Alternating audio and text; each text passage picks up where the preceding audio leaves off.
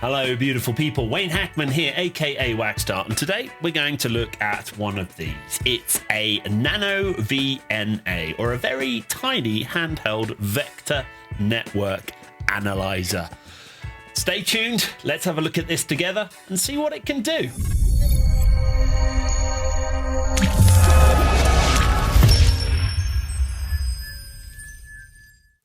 Okay, so a while back I was looking for a new SWR meter, and as I was looking through the interwebs to see if I could find a suitable replacement, I actually stumbled across, and you know, this is where all good hams go, they end up in AliExpress, and I kept getting served up these nano vector analyzers, or vector network analyzers.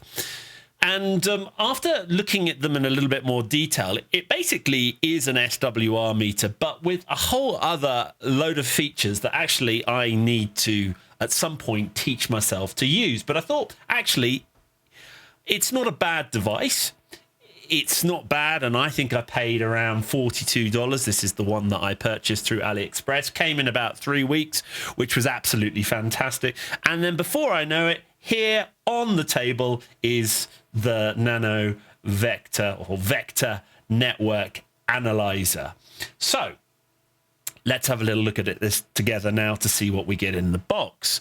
Now, so around $42, I didn't think that this was bad. I'm sure that the ham radio operators will turn around and say to me, this is a cheap knockoff, and there are much better, much more reliable devices out there. And let's be honest, they're probably true. But for $42, I didn't think it was too bad. And I've actually already played with it, and it does exactly what I want it to do. An SWR meter. And then, of course, when I have time to learn about some of the other items that I can use in this, then that's a good learning experience for me. So what do we have in here? Well, it comes in this sort of nice little box, nothing too special. It's just cardboard. And then, of course, when you open this up, the first thing that you see is the instructions. And, of course, those literally gives you a QR code link, as well as basically the menu layout. You can get it into Chinese as well if you want. And then in the box, you get a couple of these SMA connectors. I've already set one up in a moment that I'm going to use for a demonstration. USB-C to USB-C. This is USB-A to USB-C, I believe. I've not actually opened this. I've got so many of these around. I'll probably go into a drawer. Then you've got some different caps for loading and also calibration as well. And then, of course, the device itself. This is the Nano VNA. And you can see by, there's my hand. It's palm size, so nothing too exciting. And then if you look at it with a little bit more closer detail, you can see that it's got two SMA attachments there, port 1 and port 2. It's got this little LCD screen here, which is color, and I'll show that to you in a moment. Again, if you have a look here, you got USB-C, you've got a little jog wheel here, and then that's your power on and off bottom. And on the other side, you can see that you have got an SD card. So I'm assuming that you can take some data from this. Now, I'm just going to plug this in now. So just bear with me 1 second. Let me zoom the camera in a little bit closer. What I've done is I've got my DX commander, and one of those SMA cables that I've got here, I've converted to a PL259. And then that goes out to my DX commander. Just want to show you what this thing is capable of SWR wise. And of course, I can attach this into the port 1 here, and we'll switch it on and we will have a little look, and I'll show you what I've learned already on this device. Well, I've set the VNA up now, connected it to my DX commander, and I thought it would be quite useful now if we turn it on for the first time and have a look at what this device is able to do. You do get a free stylus with it.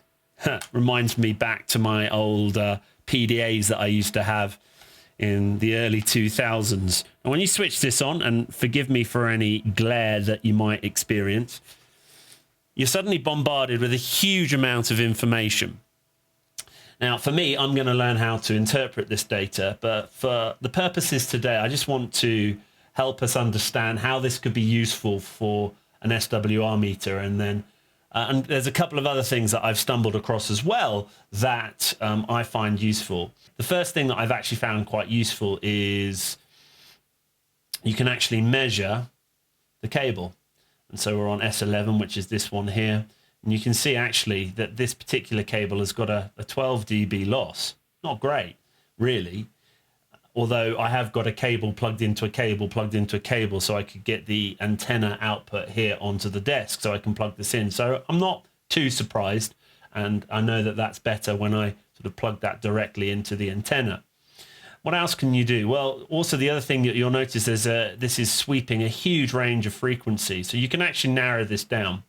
So I'm going to narrow the stimulus down, and let's go on to the 20 meter band. So that's 14 megahertz to 14.350 megahertz.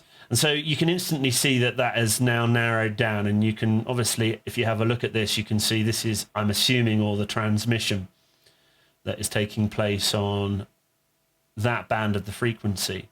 Now I want to do is I want to see what the SWR is. Well, if you have a look at this yellow line here, I can change what that is displaying. So if I go to the display and I click on format, you can see you've got all of these different things that it's displaying here.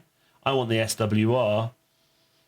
And if we go back now, you can see that here we go. We've got this nice little curve. And I know that the DX command is more resonant on the bottom of the band than the top of the band. Here we go. Just give it a few moments to settle down. So I know that the DX commander is more resonant on the bottom part of the 20 meter band than the top part.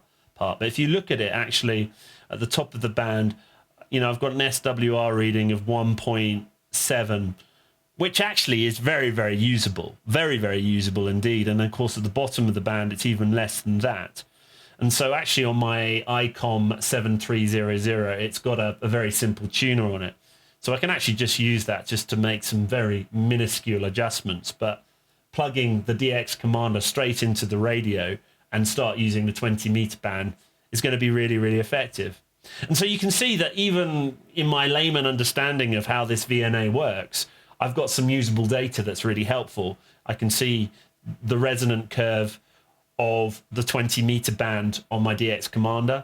I've got some idea of what's going on the band, as well as I can see the loss that's on the cable, and I need to do something about that. And I know that if I remove all of the extension cables that I've put, that will significantly drop. And what's really excellent about this is that I can actually, it's, you know, about the palm of my hand, I can very easily put it into a backpack and take it out with me. And I've actually got another antenna that I want to unbox and show you and take out and use. And I bought myself a buddy pole, and this is going to be really, really helpful. Before I even plug the radio into the buddy pole, I can make sure that the antenna is resonant in the right place, so that when I bring the radio out, I can start transmitting straight away. So for about $42 plus another $3 or $4 of shipping, I bought myself this relatively cheap Nano VNA. But if you're in the market of an SWR meter and you want to move away from the analog meter that perhaps you first inherited when you first started the hobby, move into something that's a little bit more useful, for, as I say, $42, $45, you can pick something up on AliExpress that just gives you a really basic SWR and then a whole load of other features that you can teach yourself to use as you get deeper into the hobby. As always, thanks so much for watching. Please do all of the things that YouTubers do. Please rate and subscribe, and I look forward to catching you in the next video. Bye.